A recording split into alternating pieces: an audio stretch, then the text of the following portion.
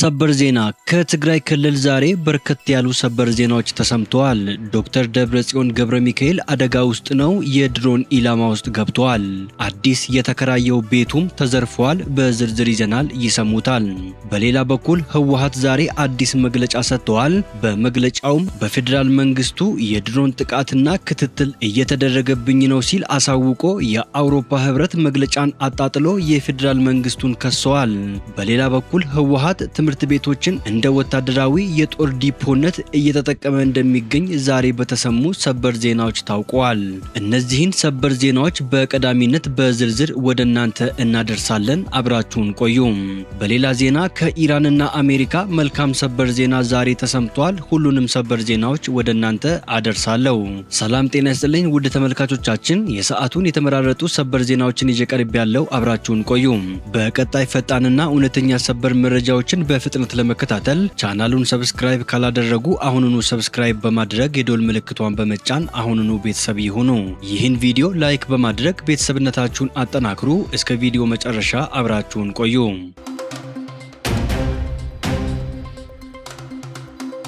በቅድሚያ በትግራይ ዙሪያ የድሮን ጥቃትና ክትትል ቀጥሏል ሲል ህወሓት አሳወቀ። ህወሓት ወታደራዊ ግዳጅ እየፈጸመ መሆኑንም ክደዋል። ቡድኑ የአውሮፓ ህብረት ያወጣውን ማሳሰቢያ ተከትሎ ባወጣው መግለጫ መሬት ላይ ያሉ እውነታዎችን በመካድ የፌዴራል መንግስቱ ላይ ተጨማሪ ክሶችን አቅርበዋል። ህወሓት በኢትዮጵያ የአውሮፓ ህብረት ልዑክ በትግራይ ወቅታዊ ሁኔታ ላይ ያወጣውን መግለጫና የሰነዘረውን ወቀሳ ሙሉ በሙሉ ውድቅ በማድረግ ጠንከር ያለ ይፋዊ ምላሽ ሰጥተዋል። የአውሮፓ ህብረት ልዑክ ህወሓት ትይዩ ክልላዊ ምክር ቤት አቋቁመዋል እና የግዳጅ ውትድርና ምልመላ እያካሄደ ነው በማለት የሰነዘረውን ወቀሳ ያጣጣለው ድርጅቱ ህብረቱ መሬት ላይ ያለውን ነባራዊ እውነታ ወደ ጎን በመተው በተሳሳተ መረጃ ላይ የተመሰረተ መግለጫ አውጥቷል ሲል ኮንነዋል። ህወሓት በትግራይ ውስጥ ትይዩ ክልላዊ ምክር ቤት አቋቁመዋል የሚለው ወቀሳ ሙሉ በሙሉ መሰረተ ቢስ ነው ብለዋል። በትግራይ ህዝብ ስም የተቋቋመ ሌላ አዲስ ምክር ቤት እንደሌለ የገለጸው ድርጅቱ ቀደም ሲል በህግ የተመረጠው ብቸኛ የትግራይ ክልላዊ ምክር ቤት ከከተሞች እስከ ገጠር ማህበረሰብ ሰፊ ውይይት ከተደረገበት በኋላ ወደ መደበኛ ስራው መመለሱንና ይህም በታችኛው መዋቅር በኩል ጭምር ተቀባይነት ያገኘ መሆኑን አሳውቋል። ድርጅቱ አስገዳጅ ምልመላ እያካሄደ ነው መባሉ ግልጽ ያልሆነና በማስረጃ ያልተደገፈ ክስ ነው ሲል አጣጥሎታል። ይሁን እንጂ በትግራይ ዙሪያ ከፍተኛ የወታደራዊ ኃይል ስምሪት ቀጣይነት ያለው የሰው አልባ አውሮፕላን ወይም ድሮን ጥቃቶችና የአየር ላይ ክትትሎች ባሉበት ነባራዊ ሁኔታ የክልሉ ባለስልጣናት ህዝቡን ከዳግም ጭፍጨፋና ከህልውና አደጋ የመጠበቅና ራሱን የመከላከል ሞራላዊና ህጋዊ ኃላፊነት እንዳለባቸው አስገንዝበዋል። የፌዴራል መንግስት የፕሪቶሪያውን ስምምነት ዋና ፈራሚ የሆነውን ህወሓትን በህግ ለመደገፍ በመንቀሳቀስና ዋና የስምምነቱን ድንጋጌዎች ሳይተገበር በመቆየት ስምምነቱን በተከታታይ እያፈረሰ ባለበት ወቅት ህብረቱ ዝምታን መምረጡን ወቅሰዋል። የፌዴራል መንግስት የጣላቸው የነዳጅና የንግድ ዕቃዎች እገዳዎች በትግራይ ህዝብ ላይ ከፍተኛ የኢኮኖሚ ሽባነትና መከራ መፍጠራቸውን እንዲሁም ተፈናቃዮች ያለ በቂ ድጋፍ ለከፋ ችግር መጋለጣቸውን ድርጅቱ ጠቅሰዋል። ከዚህም በተጨማሪ የትግራይ ጊዜያዊ አስተዳደር የህዝቡን መሰረታዊ ጥቅም ማስከበር እንዳልቻለና በአብዛኛው የፌዴራል መንግስት ቅጥያ ሆኖ እየሰራ ይገኛል ሲል ወቅሰዋል።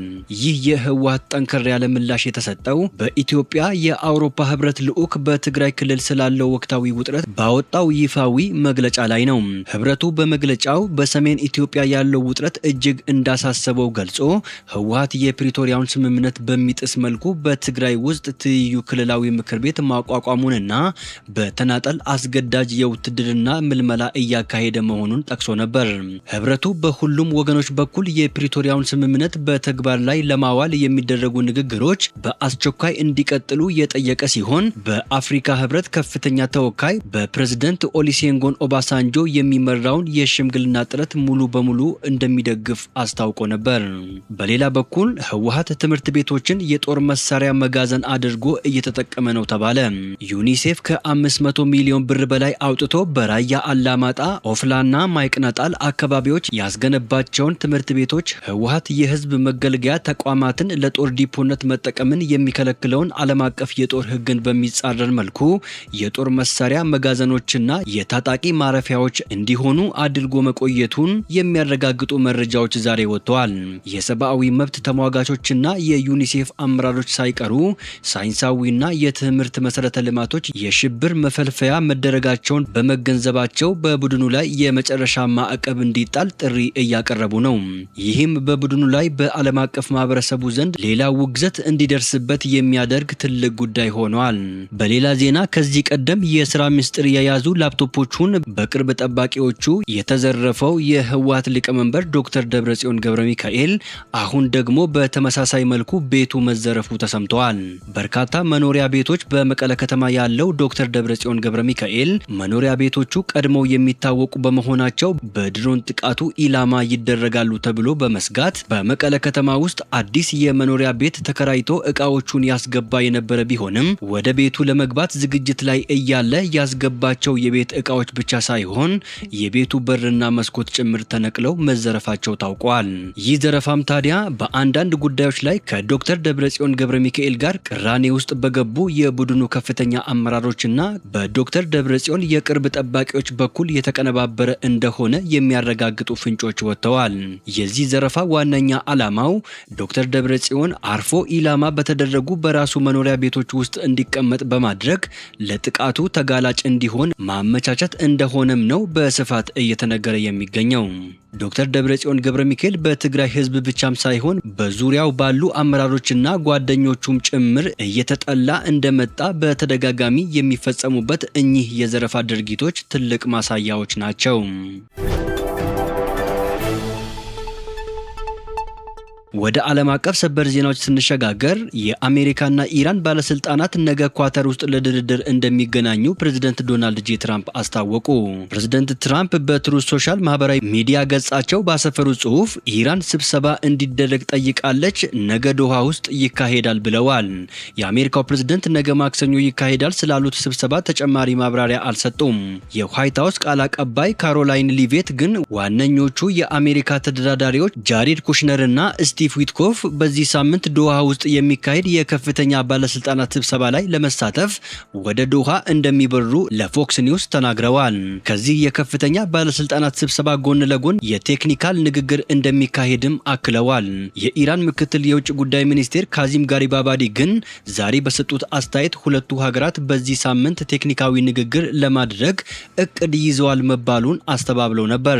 የኢራን ቴክኒካዊ ድርድር ቡድን ኃላፊ የሆኑት ጋሪባባዲ የሌላኛውን ወገን ግዴታዎች አፈጻጸም መከታተልን ጨምሮ ከኳታር ጋር የሚደረጉ ምክክሮች ቢቀጥሉም የስራ ባልደረቦቹ ቴክኒካዊ ንግግር ዶሃ ውስጥ ይካሄዳል በሚል በአንዳንድ መገናኛ ብዙሃን የተሰራጨው ዘገባ ግን የተረጋገጠ አይደለም ብለዋል። የኢራኑ ባለስልጣን ይህንን ከማለታቸው አስቀድሞ የተወሰኑ መገናኛ ብዙሃን ስማቸው ያልተጠቀሰ የአሜሪካ ባለስልጣናትን ዋቢ በማድረግ ቴሄራንና ዋሽንግተን የሚፈጽሟቸውን የአጸፋ ጥቃቶች ለማቆምና ድርድሩን ለመቀጠል መስማማታቸውን ዘግበው ነበር። የአሜሪካዎቹ የዜና ምንጮች ሲኤንኤንና አክሲዮስ ደግሞ የቴክኒካዊ ድርድሩ ቀጣይ ክፍል ነገ ማክሰኞ ኳታር ውስጥ እንደሚካሄድ አስነብበው ነበር። እነዚህ ዘገባዎች የወጡት አሜሪካና ኢራን አንዳቸው ሌላኛቸው የተኩስ አቁም ስምምነቱን እንደጣሱ በመግለጽ ክስ ሲያሰሙ ከቆዩ በኋላ ነው። ባለፉት ቀናት በሆርሙዝ ወሽመጥ ውስጥና በዙሪያው በርካታ ጥቃቶች ተፈጽመዋል። በተያያዘ ዜና ኳታር የታገደውን የ6 ቢሊዮን ዶላር የኢራን ሀብት ለመልቀቅ መስማማቷን የኢራኑ ፕሬዝዳንት መሱድ ፔዚሽኪያን አስታወቁ። በአሜሪካ አደራዳሪነት በተደረገ ስምምነት በተጣሉ ገደቦች ሳቢያ በኳታር ተይዞ የቆዩት እነዚህ ታግደው የነበሩ ገንዘቦች አሁን ላይ በኢራንና በዩናይትድ ስቴትስ መካከል እየተደረጉ ያሉ ዲፕሎማሲያዊ ጥረቶች አካል ሆነው እንዲለቀቁ መወሰኑ ተገልጸዋል። ውድ ተመልካቾቻችን የሰዓቱን የተመራረጡ አጫጭር ሰበር ዜናዎች ወደ እናንተ ያደረስኳቸው ናቸው። ከሰዓታት በኋላ በሌላ ሰበር ዜናዎች እስከምንገናኝ በያላችሁበት የዓለም ዳርቻ ቸር ቆዩልን። ሰላም ለዓለማችን ይሁን።